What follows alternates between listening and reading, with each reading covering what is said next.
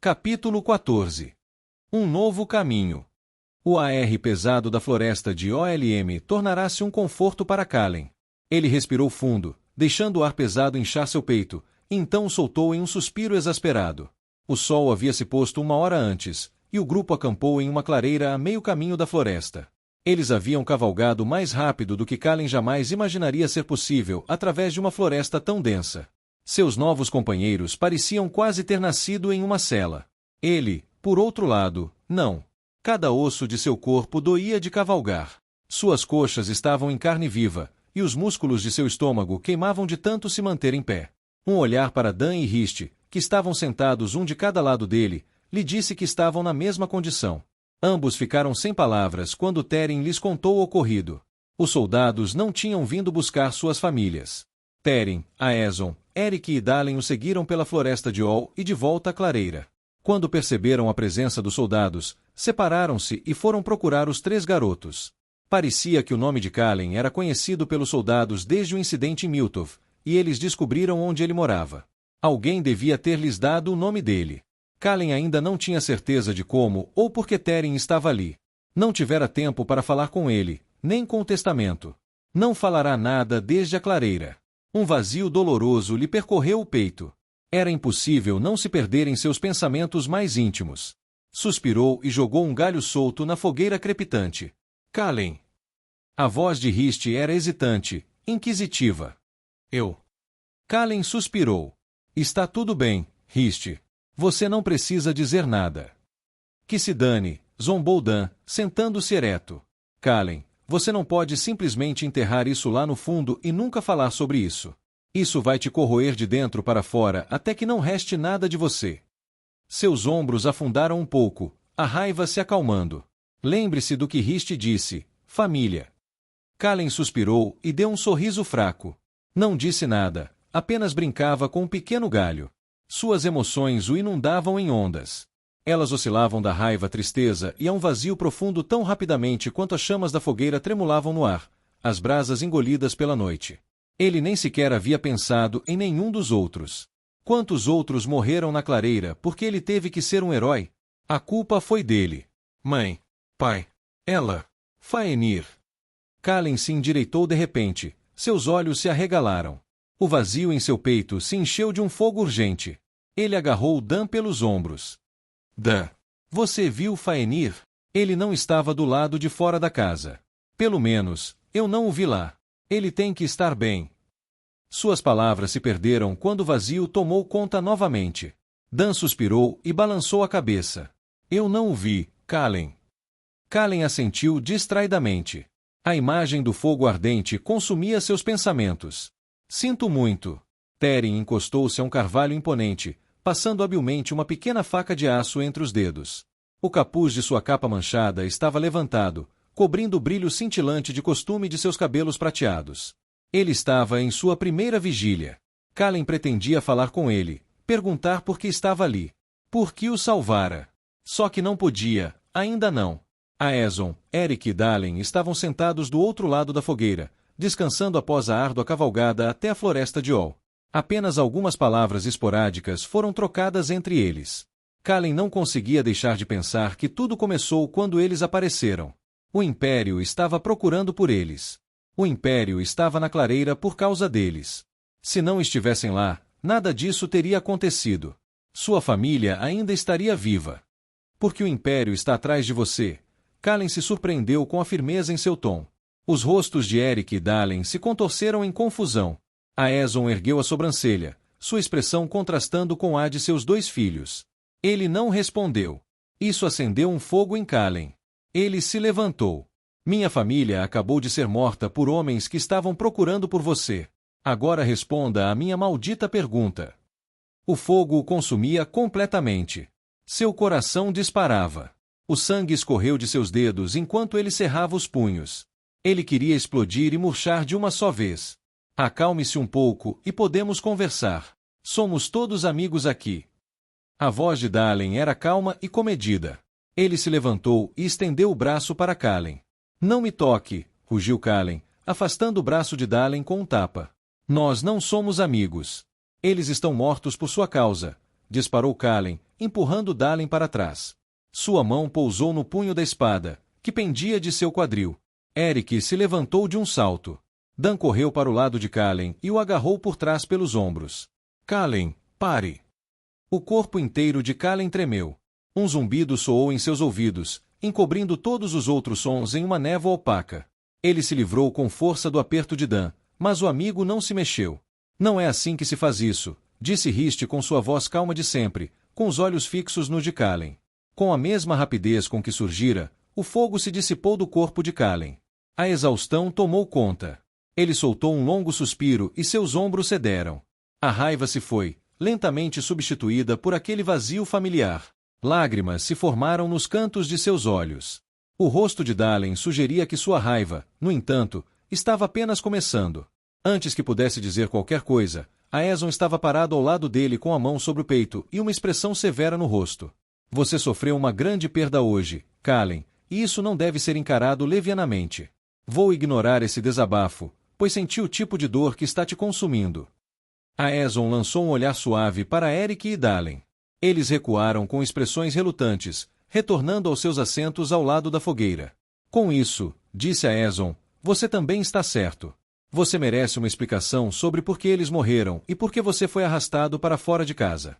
Por favor, sente-se novamente. Eu lhe contarei tudo. Dalen e Eric trocaram um olhar de soslaio, a incerteza estampada em seus rostos, mas Aeson os ignorou. Assim que Kalen, Rist e Dan se sentaram na terra compactada ao redor da fogueira, Aeson retornou à sua posição no topo do toco de árvore. Ele estendeu a mão para trás e tirou a bolsa de couro gasta que havia sido a causa de tudo.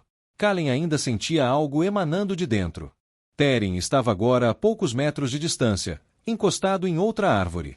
Seus olhos estavam fixos em Aeson e na bolsa.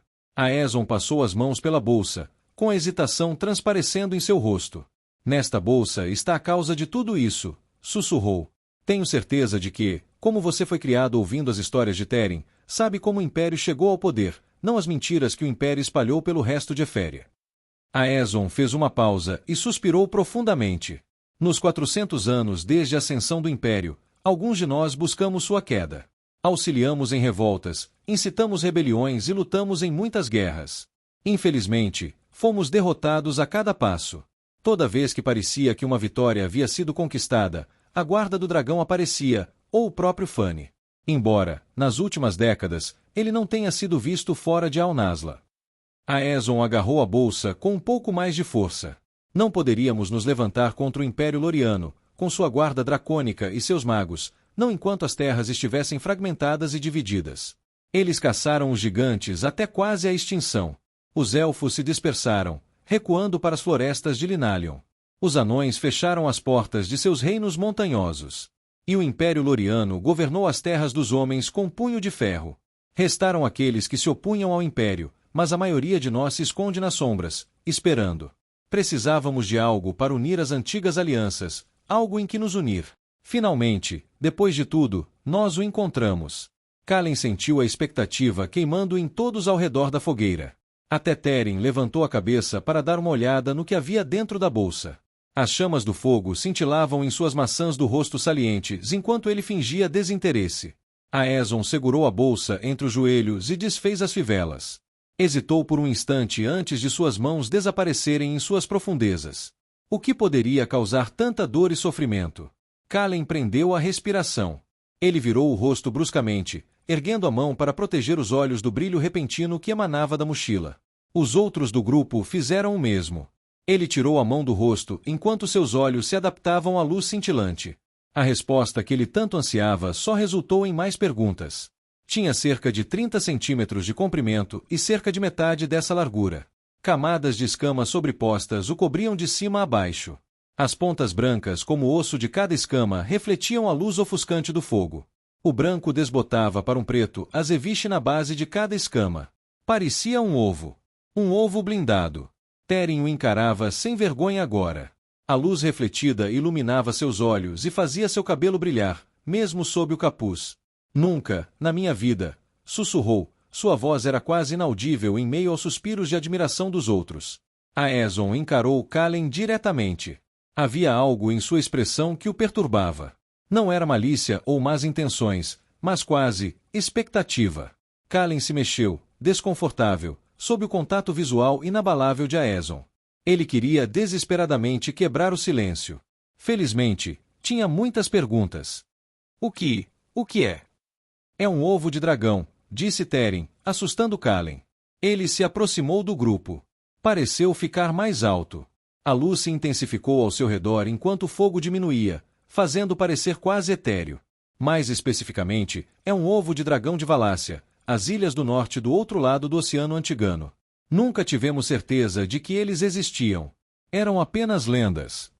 Havia uma sensação de admiração em sua voz. Enquanto falava, Kalen teve a impressão de que até os insetos na vegetação rasteira cessavam seus ruidosos rituais noturnos só para ouvir sua voz. Teren agachou-se diante de Aeson, com as mãos a centímetros do ovo.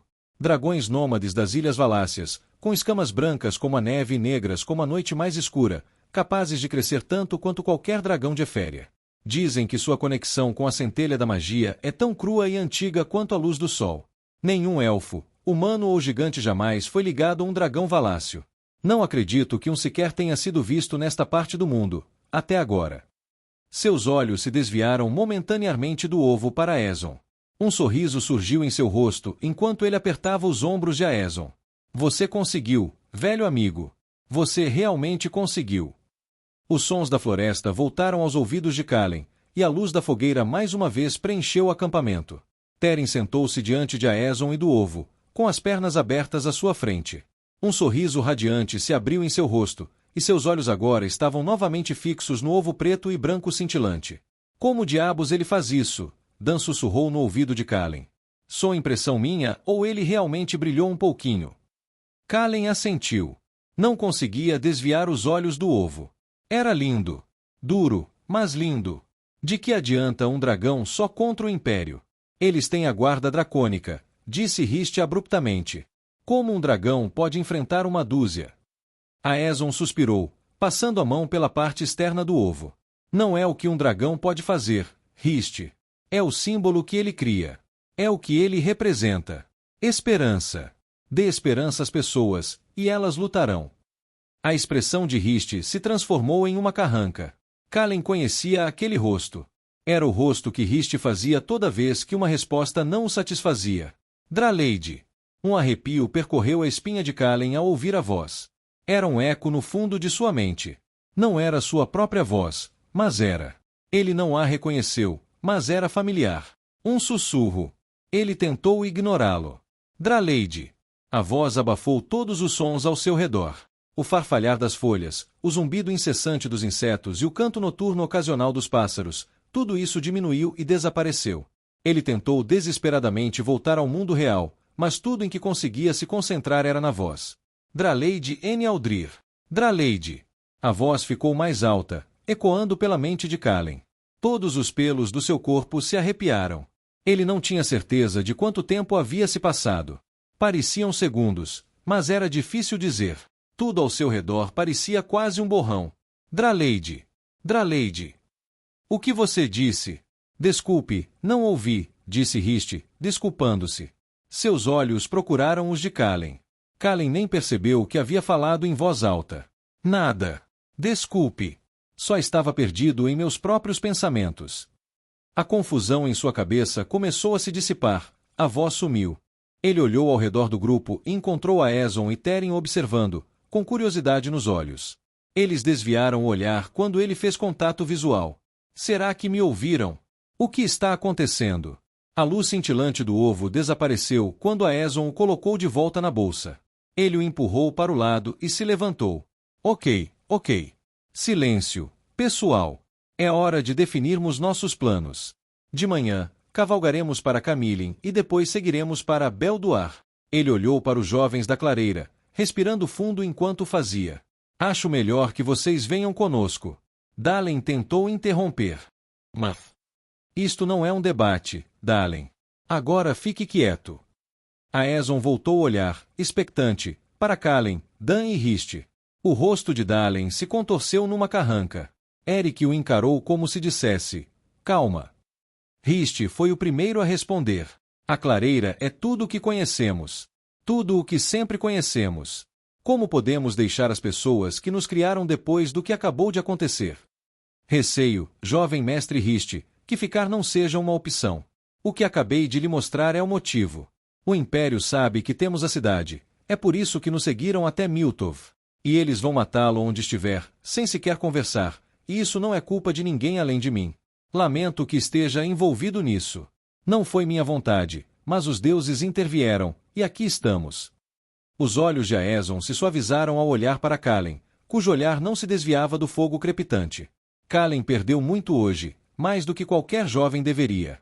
Ao retornar, tudo o que vocês fazem é colocar suas próprias famílias no mesmo perigo. O Império certamente permanecerá nas aldeias e arredores por algum tempo. Vocês precisam usar a cabeça. Não estou dizendo para se juntarem à nossa causa, mas, por enquanto, pelo menos venham conosco. Deixem-nos levá-los em segurança para outro lugar. Temos amigos em Belduar que podem ajudá-los. Eu não sei, disse Riste. Aeson não se moveu de onde estava, com os olhos fixos nos jovens da clareira. O fogo crepitava na noite, enquanto um silêncio sem palavras enchia o ar. Eu vou com eles. Kalen não olhava mais distraidamente para o fogo. Virou-se para Aeson, com o olhar fixo no rosto. Eu vou com eles, repetiu, com uma condição. Qual é? Aeson ergueu a sobrancelha. O interesse de Teren também foi despertado quando ele se sentou para ouvir. Quero que você me treine com a espada. Nunca mais quero ficar tão indefeso quanto fiquei. Suas mãos trêmulas se fecharam em punhos. Vou fazê-los pagar pelo que fizeram. Quero que você me prometa que terei minha chance de vingança. Um sorriso surgiu no rosto de Aeson. Ele estendeu o braço para Kalen, agarrou seu antebraço e o ajudou a se levantar. Isso, meu rapaz, eu posso te prometer. Eu também, disse Dan. Eu também vou. E você também. Aeson assentiu. E você, jovem mestre Riste? Riste virou o rosto da esquerda para a direita enquanto refletia. Ele limpou delicadamente a poeira das calças e se levantou. Acho que eu também vou. Esses dois não vão durar 2 dias sem mim. Ele lançou um sorriso fraco para Kalen e Dan. Então está decidido. Partimos ao amanhecer. São 4 dias de viagem difícil até Camilin, então descanse. Het deixou os ombros caírem. Ele se aconchegou no sofá de couro macio, suspirando pesadamente. A pousada Riverside era razoavelmente pequena para hospedarias, com cerca de metade do tamanho do Dragão Dourado. Mesas circulares pontilhavam o salão arejado sobre grossas tábuas de madeira. A maioria das mesas estava vazia. Os mercadores e comerciantes haviam continuado seu caminho ao amanhecer. O estalajadeiro era um homem corpulento, calvo e com um rosto suave e acolhedor. Sorriu para Het enquanto limpava uma caneca com um pano grosso. Het retribuiu o sorriso, acenando levemente com a cabeça, como se faz com alguém que não se conhece muito bem, mas com quem se quer demonstrar simpatia. Ele mexeu distraidamente no cabo frio da caneca de hidromel. Ela tinha subido para o quarto para se trocar e provavelmente levaria pelo menos 1 hora. Ela demorou um pouco para se arrumar, mas sempre valia a pena esperar. Ela era quase tão bonita por fora quanto por dentro. Ele se permitiu um sorriso profundo ao pensar nela. Já haviam se passado 2 dias e 2 noites desde que deixaram a clareira. Dormiram sob as estrelas naquelas noites. Não ousaram parar na vila de Ol. Suas famílias eram muito conhecidas lá. Não eram tão conhecidas em Pira. Mesmo assim, ele estava nervoso. Estava nervoso por deixar sua casa e sua família. Estava nervoso com o que uma nova vida em Berona poderia trazer. A jornada seria longa. Com a Floresta Negra e as terras queimadas dividindo o continente, o barco era a única maneira real de viajar do sul para o sul. Norte. Havia apenas 2 portos principais que atracavam navios grandes o suficiente para fazer aquela viagem de Lianara, Giza e Faustide. Apenas os ricos viajavam de Giza, mercadores e comerciantes, lordes e damas que viajavam para a cidade-ilha de Antiquar ou para a capital, Al-Nasla. Em toda a sua vida, Het não vira dinheiro suficiente para pagar uma única passagem daquela cidade. Provavelmente nunca veria. Todos os outros partiram do porto de Faustide. Era uma jornada mais longa, mais perigosa, mas era tudo o que podiam pagar. Levariam pelo menos 2 meses a cavalo para chegar a Faustide. Seria difícil, muitas noites difíceis, com assassinos e ladrões de carteira. Então, teriam que enfrentar as terras queimadas ou encontrar um capitão estúpido o suficiente para navegar pela Costa do Relâmpago. Ele sabia que não precisava se preocupar com ela. Ela era uma dama, sem dúvida, mas sua força de vontade superava dele em muitas ocasiões. Olá, estranho. Ela era uma visão em um vestido creme florido, com os cabelos caindo sobre os ombros em uma cascata dourada. Seus olhos azul oceano o fitavam, perscrutadores. Não havia nada que ele não fizesse por ela. Eles chegariam a Berona. Bem, você não é um colírio para os olhos cansados. Ele a encarou, com um sorriso caloroso no rosto. Vamos, sente-se. Tome uma bebida comigo. Temos o lugar só para nós. Ela riu e sentou-se ao lado dele, depois empurrou-lhe o ombro de brincadeira. Ah, cala a boca, você. Eles gesticularam para o estalajadeiro pedindo mais 2 hidroméis. Ficaram sentados ali, conversando sobre os próximos dias, desviando o assunto da longa jornada pelas planícies de Ilianara. Ela tomou um gole tímido de seu hidromel, depois se ajeitou na cadeira e se virou para Het, com os olhos cheios de entusiasmo. Estou animada para ver Camille. Nunca fui. Kallen foi com o papai quando era mais novo, mas eu não consegui ouvir dizer que os mercados estão incríveis. Het percebeu a alegria na voz dela. Ela ficava incrivelmente fofa quando se animava. Ele enfiou a mão na mala de viagem ao lado e tirou uma bolsinha. Ela fez um barulho tilintando quando ele a deixou cair sobre a mesa. Bem, reservei algumas moedas. Não podemos passar por Camille sem fazer compras no mercado. Os olhos de ela brilharam. Sério? Tem certeza de que podemos pagar isso? Claro, respondeu Het. Fiz questão de deixar de lado. Ela deu um beijinho na bochecha dele. Vou ter que racionar um pouco minha comida pelos próximos dias.